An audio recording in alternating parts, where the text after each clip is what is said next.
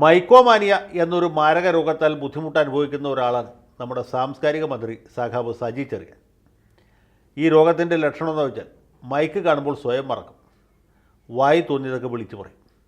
പിന്നെ പുലിവാല് പിടിക്കുമ്പോൾ ഞാൻ അങ്ങനെ പറഞ്ഞില്ല, പറയാൻ ഉദ്ദേശിച്ചത് അങ്ങനെയല്ല, പറഞ്ഞപ്പോൾ നാക്കുപിഴ പറ്റിയതാണ്, അല്ലെങ്കിൽ മാധ്യമങ്ങൾ ഞാൻ പറഞ്ഞത് വളച്ചു പിടിച്ചു എന്നൊക്കെ പറഞ്ഞ് ന്യായീകരിക്കാൻ ശ്രമിക്കും. ഇത് ചികിത്സിച്ചാൽ ഭേദമാകുന്ന രോഗമാണ്. ചികിത്സ പക്ഷേ ആശുപത്രിയിലല്ല കൊടുക്കുന്നത് എന്ന് മാത്രം.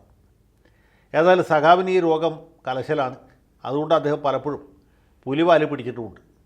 ഭരണഘടനയിൽ കുന്തോ കുടച്ചക്രം അന്വേഷിച്ചത് മുതൽ മറിയക്കുട്ടി എന്തിനാണ് തുള്ളുന്നത് എന്ന ചോദ്യം വഴി കേരളത്തിൽ കൃഷിയില്ലെങ്കിൽ എന്താ, നമുക്ക് തമിഴ്നാട്ടിൽ നിന്ന് അരി കൊണ്ടുവരാമല്ലോ എന്ന ആ ഉദ്ഘോഷണം വഴി ഏറ്റവും ഒടുവിൽ നമ്മുടെ മെത്രാമാർ BJPയുടെ കേക്കും അതുപോലെ മുന്തിരിയിട്ട് വാറ്റിയതും കിട്ടിയപ്പോൾ സ്വയം മറന്നു, അവർക്ക് രോമാഞ്ചം ഉണ്ടായി എന്ന് പറഞ്ഞത് വരെ അദ്ദേഹത്തിൻ്റെ ഈ വാമൊഴി വഴക്കം അങ്ങനെ മലയാളക്കരയെ രോമാഞ്ചം കൊള്ളിച്ചു. ഏതായാലും ഈ രോമാഞ്ചം ഇത്തവണ ഇത്തിരി കടന്നുപോയി എന്നുള്ളതാണ് പ്രശ്നം. ഇദ്ദേഹത്തിൻ്റെ രോമാഞ്ച പ്രയോഗത്തിനെതിരെ KCBC വക്താവ് ഫാദർ പാള്ളിക്കപ്പറമ്പിൽ അന്ന് തന്നെ രംഗത്ത് വന്നു. അതിന് പുറകെ ദീപിക പത്രം മുഖപ്രസംഗം എഴുതി. ഏഷ്യാനെറ്റ് പോലെയുള്ള ചാനലുകൾ ചർച്ച സംഘടിപ്പിച്ചു. പിന്നെ ഒടുവിൽ ക്ലിമ്മീസ് പിതാവ് തന്നെ നേരിട്ട് രംഗത്ത് വന്നു. ഈ മന്ത്രിയുടെ പ്രസ്താവന ഉടനെ തിരുത്തണം, ഇത് പാർട്ടിയുടെ നിലപാടാണ് എന്ന് പറയണം. അത് പറയാത്തിടത്തോളം കാലം KCBC ഇനി മേലിൽ സർക്കാരുമായി സഹകരിക്കുകയില്ല എന്ന് പറയും. അപ്പോൾ അടുത്ത ദിവസം നമ്മുടെ മുഖ്യമന്ത്രി ക്രിസ്മസ് വിരുന്ന് നടത്താൻ വച്ചിരിക്കുകയാണ്. നവകേരള സദസ്സ് കാരണം നേരത്തെ നടത്താൻ പറ്റിയില്ല. നവകേരള സദസ്സിൻ്റെ ആലഭാരങ്ങളൊക്കെ ഒഴിഞ്ഞ് ക്രിസ്മസ് കേക്കിന് ഓർഡർ കൊടുത്തു. കേക്കും വൈനും എല്ലാം വാങ്ങിച്ചു വെച്ചേക്കാണ്. പ്രധാനമന്ത്രിയുടെ കേക്കും വൈനും കഴിച്ച് രോമാഞ്ചം അനുഭവിച്ച കേരളത്തിലെ കത്തോലിക്ക വൈദികർക്കും മറ്റ് മതമേലധ്യക്ഷന്മാർക്കും മുഖ്യമന്ത്രിയുടെ കേക്കും വൈനും കഴിച്ചാൽ തൊണ്ടയിൽ ഇറങ്ങുമോ എന്നുള്ളൊരു പ്രശ്നമുണ്ടല്ലോ.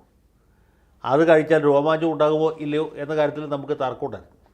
ഏതായാലും ക്ലിമ്മീസിൻ്റെ ഈ അടി കറക്റ്റ് സഖാവിൻ്റെ മസ്തകത്തിൽ തന്നെ കൊണ്ടു. അതുവരെ പുള്ളി നെഞ്ചു പിടിച്ച് നിന്നു.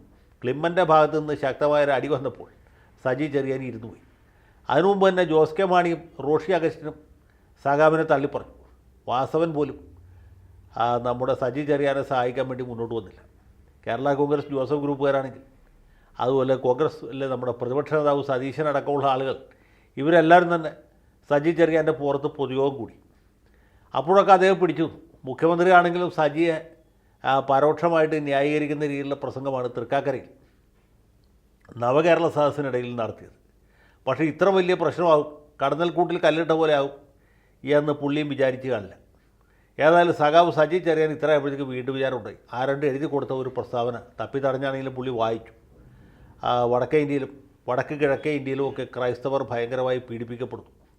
ഉത്തർപ്രദേശിൽ, അതുപോലെ ഛത്തീസ്ഗഡിൽ, ജാർഖണ്ഡിൽ, ഇങ്ങനെയുള്ള പല സംസ്ഥാനങ്ങളിലും ക്രൈസ്തവർക്ക് നേരെ വലിയ ആക്രമണം നടന്നുകൊണ്ടിരിക്കുകയാണ്. അതുപോലെ ഹരിയാനയിൽ മുസ്ലിങ്ങൾക്ക് നേരെയും ആക്രമണം നടക്കുന്നുണ്ട്.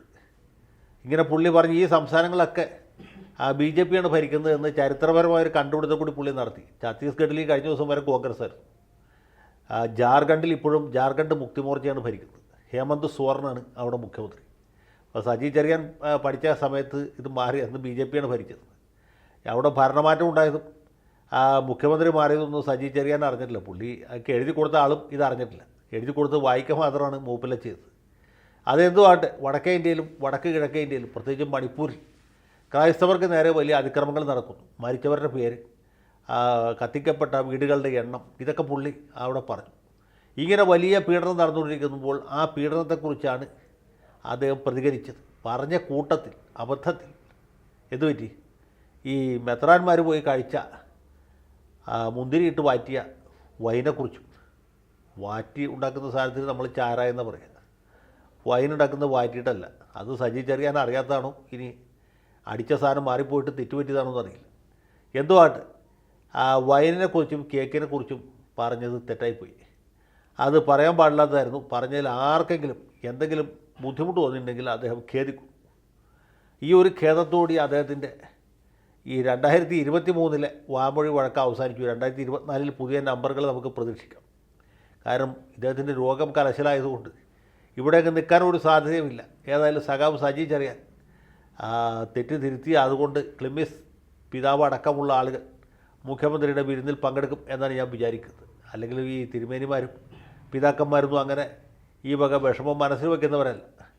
ഇതുപോലെ അവിടെ ഇപ്പോൾ പ്രധാനമന്ത്രിയുടെ വിരുന്നിൽ പോയി കഴിച്ച വൈൻ്റെ ചവർപ്പ് മാറ്റാൻ വേണ്ടിയിട്ട് മുഖ്യമന്ത്രിയുടെ വിരുന്നിൽ പങ്കെടുക്കുന്നു. അവിടെ നിന്ന് കുറച്ചുകൂടി മധുരമുള്ള വൈൻ കുടിക്കുന്നു. അവിടെ നിന്ന് കേക്കും കഴിക്കുന്നു. അതോടെ ഇവർക്ക് രോമാഞ്ചം, ആദ്യം ഉണ്ടായ രോമാഞ്ചം അടങ്ങുകയും പുതിയ രോമാഞ്ചം ഉണ്ടാകുകയും ചെയ്യും എന്നാണ് സജി ചെറിയാൻ പറഞ്ഞു വെച്ച് നമ്മൾ മനസ്സിലാക്കുന്നത്. ഏതായാലും മുഖ്യമന്ത്രിയുടെ ക്രിസ്മസ് വിരുന്ന് വമ്പിച്ച വിജയമാകട്ടെ. സജി ചെറിയാൻ്റെ കൊള്ളിവാക്കുകൊണ്ട് മനസ്സ് വിഷമിച്ച ക്ലിമിസ് പിതാവ് അടക്കമുള്ളവർക്ക് മുഖ്യമന്ത്രിയുടെ വിരുന്നിൽ പങ്കെടുക്കുമ്പോൾ ഒരു സമാശ്വാസം ലഭിക്കുകയും അവർ വരുന്ന ലോക്സഭാ തെരഞ്ഞെടുപ്പിലും അത് കഴിഞ്ഞ് നടക്കാൻ പോകുന്ന പഞ്ചായത്ത് മുനിസിപ്പാലിറ്റി തെരഞ്ഞെടുപ്പുകളിലും അതിനും ശേഷം നടക്കാൻ പോകുന്ന നമ്മുടെ നിയമസഭാ തെരഞ്ഞെടുപ്പിലുമൊക്കെ ഇടയലേഖനങ്ങൾ വഴിക്ക് അവരുടെ വിലയേറിയ, അവരുടെ വോട്ട് മാത്രമല്ല അവരുടെ സമുദായ അംഗങ്ങളുടെ വിലയേറിയ വോട്ടുകളും ഇടതു മുന്നണിക്ക് കൊടുത്ത് അവരെ സഹായിക്കും എന്ന് നമുക്ക് പ്രതീക്ഷിക്കാം. വിപ്ലവം ജയിക്കട്ടെ. സഖാവിനെ നല്ല ഏതെങ്കിലും ഒരു ആശുപത്രി കൊണ്ട് ചികിത്സിപ്പിക്കാൻ വേണ്ട ഏർപ്പാട് നമ്മുടെ മുഖ്യമന്ത്രി മുൻകൈ എടുത്ത് ചെയ്യും, അല്ലെങ്കിൽ ഗോവിന്ദ മാഷ് അതിന് മുൻകൈ എടുക്കും എന്നുള്ള പ്രതീക്ഷയോടെ താൽക്കാലം അവസാനിപ്പിക്കുന്നു. ലാൽ സലാം.